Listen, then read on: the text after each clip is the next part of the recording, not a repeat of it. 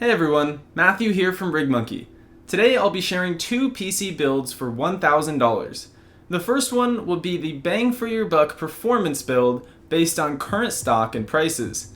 The second one might not perform the best, but it will surely look the best with more RGB than you can possibly imagine. If you enjoyed the video, drop a like and subscribe for more.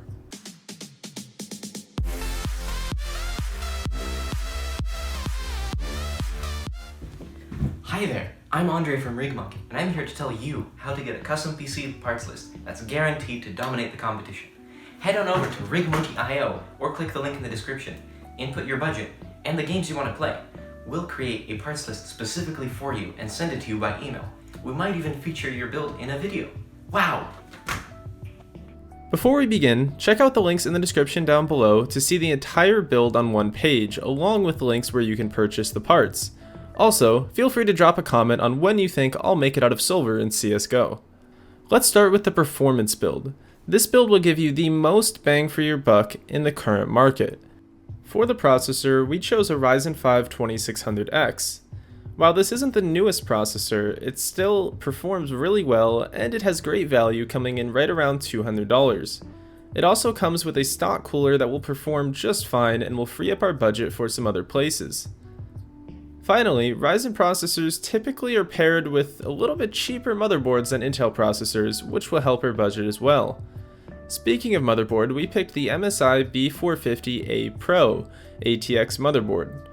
This motherboard checks off all of our boxes of supporting our processor, supporting our memory, having an M.2 slot, and being a full ATX motherboard so it doesn't look kinda weird inside of an ATX case.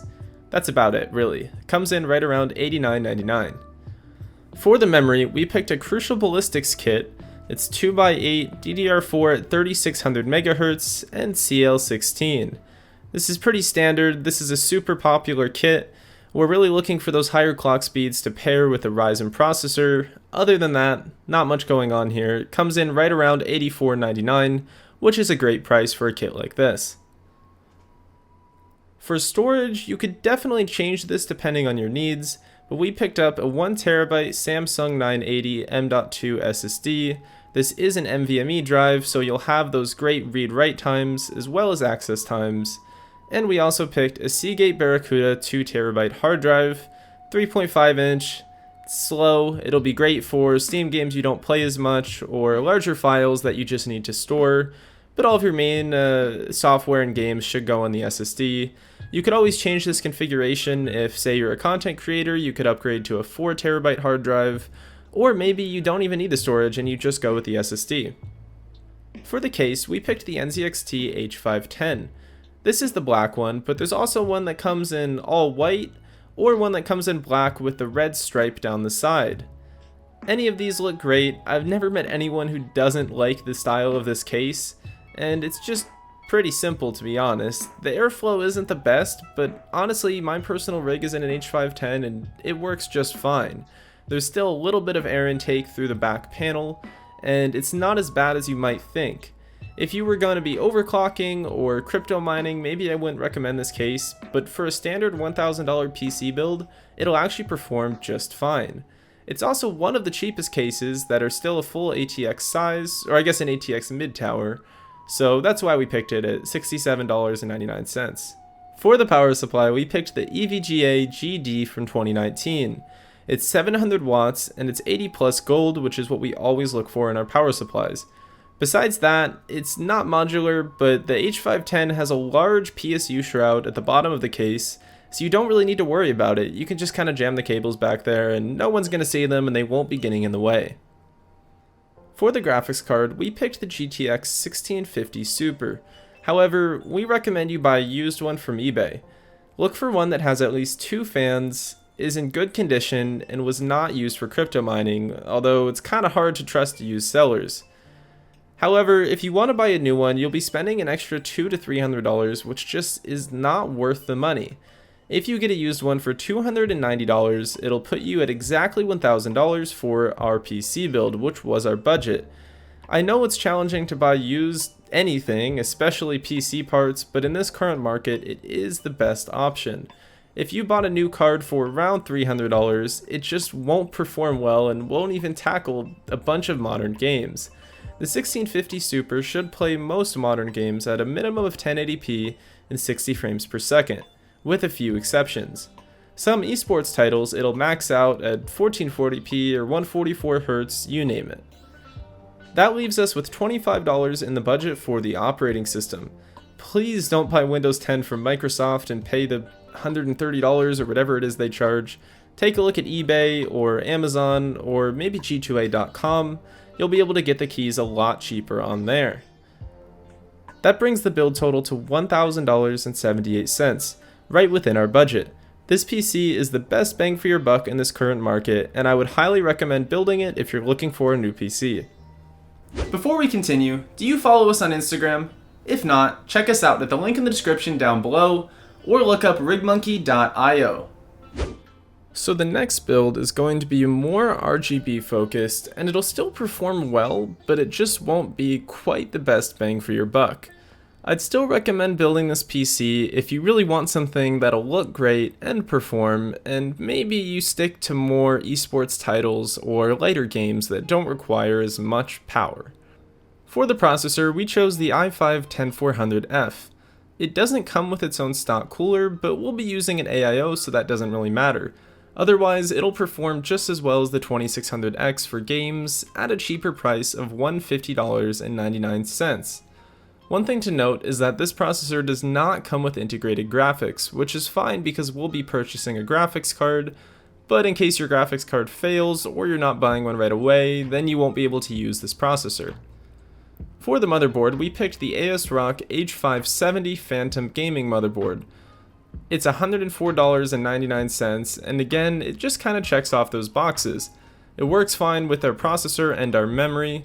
For the latest generation of processors, Intel opened up all of the chipsets, not just the Z chipsets, to work with higher clock speeds of memory, so we will still be able to enable XMP profiles, unlike in the previous generations. The motherboard also has M.2 slots, and that's about it. It's a full-size motherboard, and it'll work just fine. We couldn't go with an RGB motherboard simply because they're too expensive and they wouldn't fit in this budget, and usually it's just like a line of RGB on the side anyways. For the CPU cooler, we picked the Corsair H115i RGB Platinum. I think it looks great. It comes with two fans. It's 280mm, which will fit just fine in our case, and it'll cool the CPU great. It costs $169.99 from Amazon, which is a lot of money, but again, we're going for some RGB here, so you're gonna have to pay if you want a cool AIO. For the memory, we picked Corsair Vengeance RGB Pro SL. It's a 2x8 kit at 3200 MHz and CL16. It's $92.99, which is just a little bit more than that other memory kit from the last build, but it has some cool RGB on it, so I think this is actually a great deal. For the storage, we did have to downsize just a bit to fit in our budget, so we opted for a 500GB SSD instead of the 1TB. This one's from Crucial, and we also went with the 2TB hard drive as well from Seagate, but again, you could switch the storage depending on your needs. For the case, we picked the Corsair iQ4000X. It's a great looking case. It comes with 3 RGB fans right up front, and again, it'll fit that AIO cooler. We recommend mounting it on the top of the case. It's $125.66, which is far more expensive than the H510, but you get what you pay for. This case will have better airflow, and it'll look a lot cooler with those RGB fans that are already included, which by the way do cost a fair amount of money themselves. For the power supply, we picked the same one as before, except this is the 600 watt variant because our graphics card is going to be a little bit weaker in this build. Again, it's the EVGA GD 80 Plus Gold. It's not modular, but this case also has a PSU shroud, so we're not too worried about it. This version of the PSU is only $61.65, so you do save a significant amount of money for dropping 100 watts. For the graphics card, we're once again recommending eBay, simply because it's the best value in this current market. We targeted a GTX 970 for about $170, but there's definitely some alternatives you could get in this price range if you looked. Whatever you end up with, try and go for at least 4 GB of video memory, and try and find one that has at least 2 fans. Those single fan GPUs can ramp up really loud and don't perform as well and won't cool as well. The 970 is still a great card that can tackle most modern games at 1080p 60 FPS. Again, there are going to be some exceptions, but it should tide you over until GPUs return back to their normal prices. And if you spend $170 on the GPU, that leaves us once again with just about $25 for Windows 10.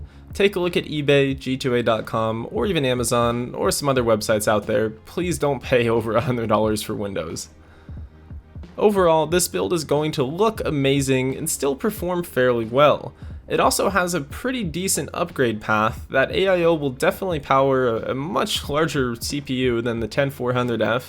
And you could also get a stronger graphics card once the market cools down, and this would be a really solid PC build. However, if you're looking for the best performance, I do again have to recommend the first build we mentioned. Regardless, take a look in the description down below and click the links to see both of these builds and more at our website, RigMonkey.io. That's all for today's video. I hope you enjoyed. If you did, drop a like down below and comment what price point you'd want us to target for the next video. Be sure to subscribe and turn on notifications so you don't miss more content like this. Thanks for watching, I've been Matthew, and I'll see you in the next one.